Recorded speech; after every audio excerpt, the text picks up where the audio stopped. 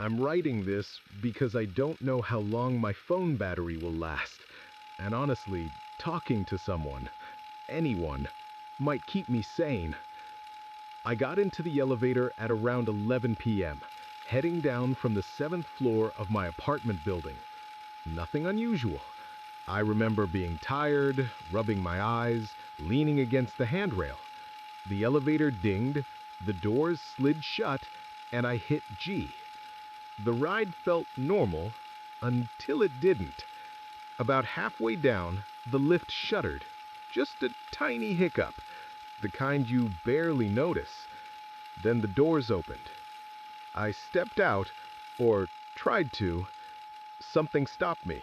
Not physically, just instinct. The hallway in front of me was wrong. The lights were dimmer than they should be, flickering softly like old fluorescent tubes. The carpet wasn't the same pattern. The framed fire escape map on the wall looked older, like it had yellowed over time. I checked the sign above the elevator. 7.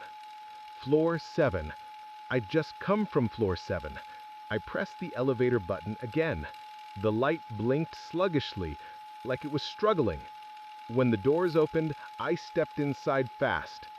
The panel buttons looked normal enough, so I hit G again. The descent was smoother this time. Too smooth. Quiet. Like the elevator was gliding on air. No cables, no machinery, just drifting. Then the doors opened. The sign above the hallway read 7. But the hallway was longer this time, at least twice as long. The overhead lights barely reached the far end, leaving the last 20 meters swallowed in shadow. Something moved down there. I didn't wait to see what. I jumped back inside, slammed closed door, and pressed 1 instead, jabbing the button until my thumb hurt. The elevator hummed. Stopped. Opened. Same floor. Same sign, but now the lights were off at the far end.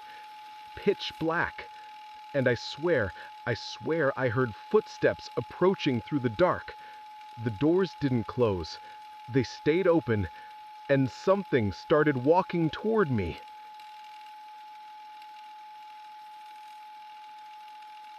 I don't know how I'm still functioning. I'm shaking so badly my fingers barely hit the right keys. When I saw those footsteps in the dark, I hit every button on the panel, all of them. The elevator finally lurched upward like something had kicked it from below. The doors slammed shut mid-footstep. I don't know if something was actually there or if my mind filled in the gaps. But the sound, it wasn't right. Too slow. Too heavy. The elevator stopped again. The doors opened. Floor 7.2. That's what I'm calling it. The sign still said 7, but someone had scratched deep gouges through the metal, like nails or a screwdriver. The hallway looked stretched even more, and the walls had a subtle inward curve, like they were leaning toward each other. The carpet squished beneath my shoes, damp. That's when I realized this floor smelled different, like mildew, like an old basement. I took one step out, thinking maybe the stairs were real here. A low hum vibrated through the walls. Not electrical, more like breathing. Slow, wet breaths. The elevator behind me dinged softly, almost apologetic, like it wanted me back inside. I didn't need convincing. I got in, hit G, then 1, 2, 3, all of them. The elevator started moving again, but not vertically. I could feel it. My stomach stayed level, no shift, no weight change. We were going sideways, or diagonal, or nowhere. The lights inside flickered. The reflections in the metal panel distorted slightly. My face stretched just a hair too long. I felt a vibration under my feet. something was brushing the underside of the elevator floor. I pressed my back against the wall, staring down at the seams in the metal. The vibrations turned into tapping, slow, deliberate taps, like someone was knocking from below. Then a voice whispered through the speaker grill, "Next floor," and the elevator stopped.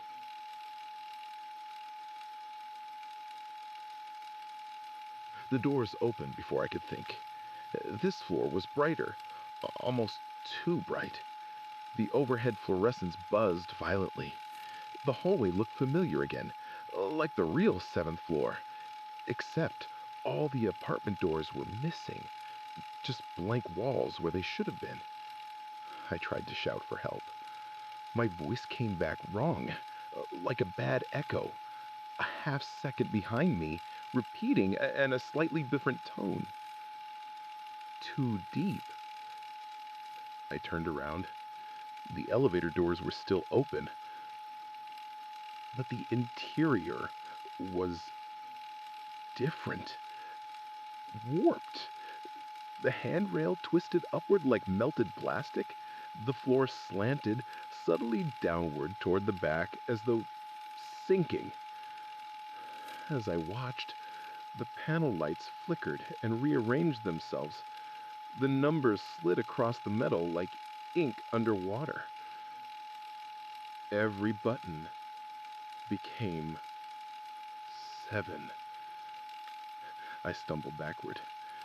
The hallway stretched again, longer. The lights at the far end flickered and then went out one by one, click, click, click, moving toward me. I ran back to the elevator, but froze when I saw the inside. My reflection was still in the back panel, but it wasn't moving like me. I lifted my arm. It didn't. It just stared at me. Mouth slowly widening into a too wide grin.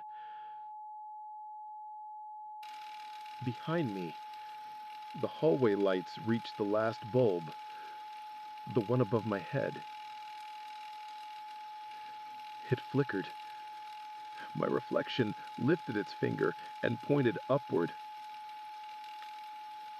I heard breathing above me, in the ceiling panels. Slow. Wet. Patient. Then something pressed down the panel from above, bending the metal inward like something was pushing its face through. And the elevator doors began to close. But my reflection didn't disappear.